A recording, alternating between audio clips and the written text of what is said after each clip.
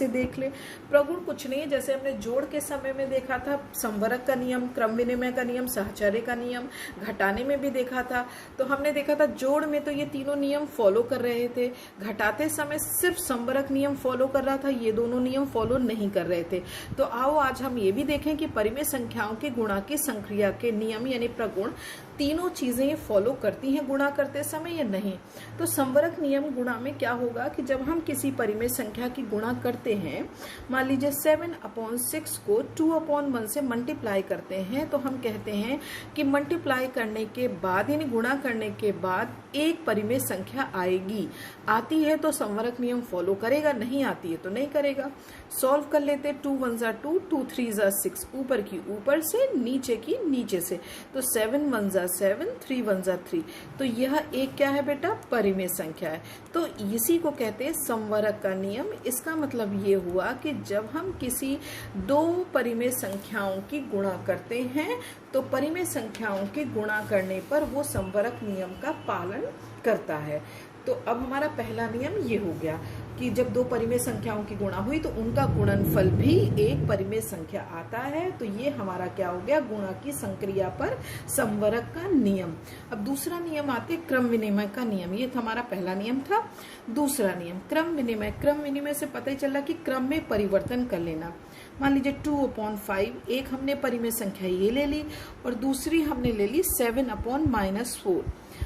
हमने कहा कि ये इसके बराबर होगा, हम कह रहे हैं ये अभी, लेकिन हम प्रूफ नहीं कर रहे। हमने क्रम देखो, परिक्रम का परिवर्तन कर दिया कि नहीं कर दिया, बच्चों को दिख रहा होगा, आगे वाला पीछे कर दिया, पीछे वाला आगे। तो इसी को कहते हैं क्रम विनिमय का नियम। लेकिन हम इसे फॉलो करके दिखा दे कि बच्चों देखो ये क्या सही भी है, उचित है या सही है, तब तो ठीक है, नहीं तो कोई बात ही नहीं। यहाँ पर हम पहले देखेंगे क्या कोई परिमेय संख्या कट रही है, हाँ कट रही है। 2 1 जा 2, 2 2 जा 4। तो फाइनल क्या हो गया, ये माइनस माइनस तो प्लस हो गया। 1/5 इंटू 7/2, इसका मतलब अंश की अंश से गुणा हो जाएगी, हर की हर से, तो 7/10। अब हम ये देखेंगे कि क्रम बदल दिया था हमने। यहाँ पर क्रम बदलने पर भी क्या 7/10 आता है, सेम। 2 1 जा 2, 2 2 जा 4, माइनस माइनस क्या प्लस हो गया, प्लस हो गया। 7 1 जा 7 और 5 2 जा 10। Yes correct. तो इसका मतलब ये हुआ कि हम कह सकते हैं परिमेय संख्याओं में गुणा की संक्रिया क्रम विनिमय के नियम का पालन करती है। यानी कि जब हम कोई दो परिमेय संख्याओं को गुणा करेंगे और यदि उनके बाई चांस क्रम हम परिवर्तन भी कर दें तो उससे उसके मान में कोई फर्क नहीं पड़ेगा। तो इस तरीके से ये क्या हो गया, संवरक नियम का भी पालन करती है गुणा की संक्रिया। तीसरा नियम है हमारा सहचर्य का नियम। सहचर्य के नियम में हमेशा 3 संख्याएं आती हैं आपकी। जैसे यही ले लीजिए 2/5 इंटू 7/4, 2 संख्याएं ये ले ली और एक ले लिया हमने 1/2। हमने कहा, हमने ऐसे लिखा, लेकिन आप जिद्दी हो कि नहीं जो मैम कहेंगी वो मैं तो बिल्कुल नहीं करूंगी, मैं तो ऐसे करूंगी। तो चलो तुम वैसे कर लो, मैं तो क्या करूंगी 7/4 को 1/2 से मल्टीप्लाई करूंगी, फिर 2/5 से करूंगी।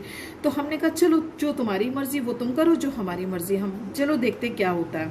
हमने देखा कि पहले हमने इन दोनों को सॉल्व करा, 2 1 जा 2, 2 2 जा 4, तो क्या आ गया 1/5 इंटू 7/2 एंड देन 1/2। फिर हमने अंश की अंश से गुणा कर दी, हर की हर से, तो 7/10 इंटू 1/2, यानी कि फाइनल आंसर आ गया 7/20। ये तो हमारा तरीका हो गया कि कोई 3 परिमेय संख्या मिली तो हमने फर्स्ट 2 की मल्टीप्लाई कर दी, फिर तीसरे से करी। आपने क्या करा, नहीं मैं तो लास्ट 2 की पहले मल्टीप्लाई करूंगी, फिर बाद में पहले वाले की करूंगी। तो आपने ऐसे करा, तो ये हो जाएगा 7 1 जा 7 और 4 2 जा 8। क्यों, क्योंकि इस यहाँ कोई परिमेय संख्या कट नहीं रही है, आपने ऊपर की ऊपर से कर दी, नीचे की नीचे से। अब ये क्या हो जाएगा 7 2 जा 14, या आप देख रहे हो कि कट रहा है तो 2 काट भी सकते हो, नहीं तो डायरेक्ट मल्टीप्लाई करके फिर काट दो, बात वही है, लेकिन पहले काट देते हैं। 2 4 जा 8। अब ये क्या आ जाएगा 1/5 इंटू 7/4, अंश की अंश से गुणा और हर की हर से। तो हमने क्या देखा कि चाहे पहले 2 क्रम के बाद तीसरे की मल्टीप्लाई करे या लास्ट पद की गुणा करके फिर पहले वाले से मल्टीप्लाई करे, तो उसके परिणाम में कोई फर्क या कोई अंतर नहीं पड़ता। तो इस तरीके से हम कह सकते हैं कि परिमेय संख्याओं की गुणा की संक्रिया में साहचर्य का नियम भी फॉलो होता है, यानी नियम का पालन करती है।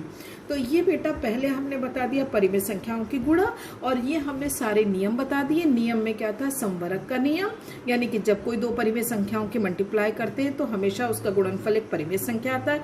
किसी भी क्रम के परिवर्तन को कर दिया जाए तो परिवर्तन में कोई मान में अंतर नहीं आता। इसी तरीके से तीन परिमेय संख्याओं को ले ले तो उससे भी उसके गुणनफल के मान में कोई भी अंतर नहीं आएगा।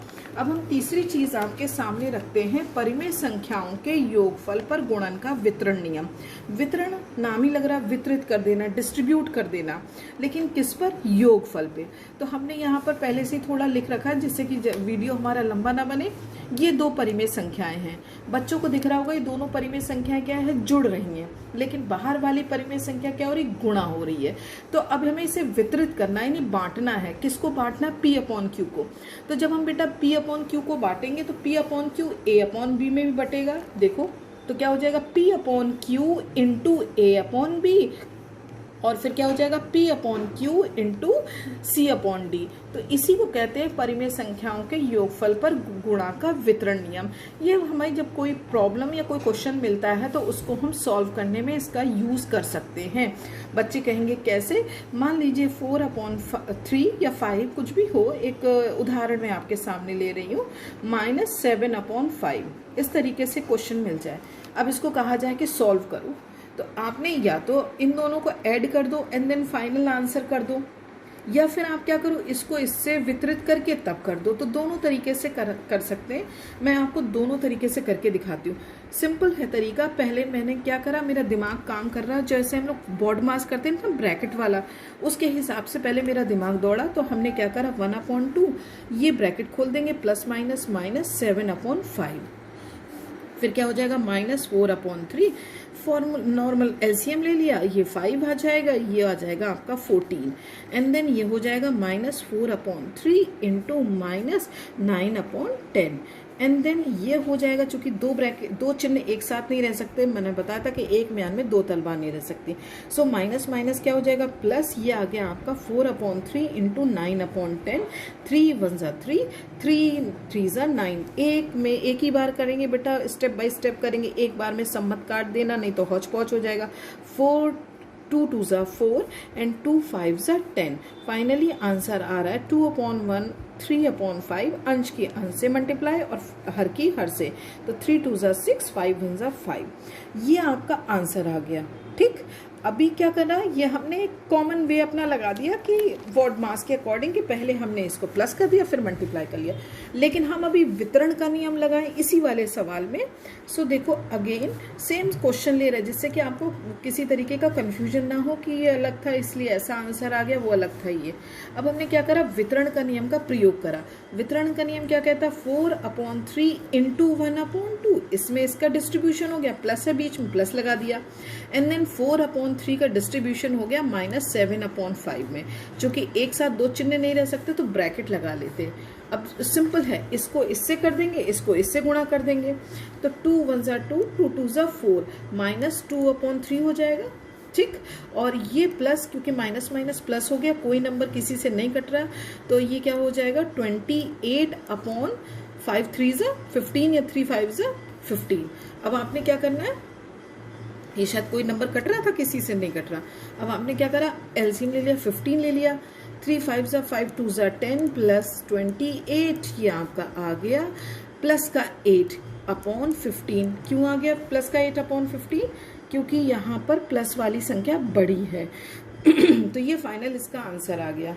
लेकिन ये कैसे हुआ कि यहाँ पर चेंजेस आ गए, आना तो नहीं चाहिए, कहीं पर हमने लग रहा गड़बड़ कर दिया। एक बार बेटा रीचेक कर लेते हैं। 4/3 इंटू 1/2 प्लस 4/3 इंटू 7/5, 3 ज़ा 15, 28, माइनस माइनस प्लस सही है, 2 2 ज़ा 4 -2/3, ये भी सही है, 15 18/15 आया। ठीक है, ये 28 से जब 10 माइनस होगा ना, तो 28 से जब 10 माइनस होगा तो बेटा 18 आएगा, ना कि 8 आएगा। ठीक है, अपनी भी कभी कभी हम भी गलत कर जाते हैं, तो देखो गलती पकड़ी गई, ऐसे रीचेक भी कर लेना। तो अब देखो 3 से कट रहा है, 3 6 ज़ा 18, 3 5 ज़ा 15, नाउ 6/5। तो तुमने क्या देखा, हम चाहे डिस्ट्रीब्यूटिव लॉ लगा दे तो भी, यानी वितरण नियम लगा दे तो भी वही आंसर आएगा।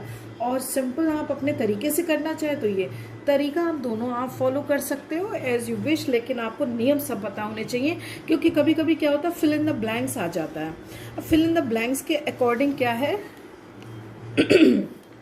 एक्सक्यूज मी, मान लीजिए उसने ये पद तो लिख दिए सारे, इसमें से ये पद मिसिंग कर दिया और ये पद मिसिंग कर दिया, तो आपको डिस्ट्रीब्यूटिव लॉ पता होगा तो आप क्या है ये मिसिंग पद पता कर सकते हो। तो कभी कभी क्योंकि क्वेश्चन में कहीं भी चेंजेस आ सकते हैं, तो इसलिए हम इस चीज़ों का ध्यान में सब रखेंगे। और फिर आप करने के तरीके आपको हमने दोनों बता दिए, तो जैसे चाहें आप कर लीजिएगा। तो बच्चों आप एक्सरसाइज 1D कर लीजिएगा, और मैं सोचती हूँ एक्सरसाइज आपसे 1E भी हो जाएगी। तो अब बुक के थ्रू मैं आपको दिखा देती हूँ एक्सरसाइज 1D देख लो बच्चों। ये पहला क्वेश्चन आपको करना है, दूसरा करना, दोनों में ही गुणा हो रही है ये, और बस ये लास्ट है, ध्यान से देख लियो, ठीक है ना। अब इसके बाद हम आपको दे देते हैं, क्योंकि इजी है और आप समझ गए होंगे, क्योंकि मुझे पता है हमारे बच्चे बहुत स्मार्ट हैं।